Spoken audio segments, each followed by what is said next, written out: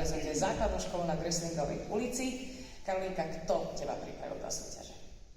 Mňa pripravovala hlavne mamina a pani učiteľka Petra Braňáková. A čo na dnes zaspievaš? To moje hrdielko a nebudem na hrňovej výpať. Držíme palce. Karolína Nemčeková.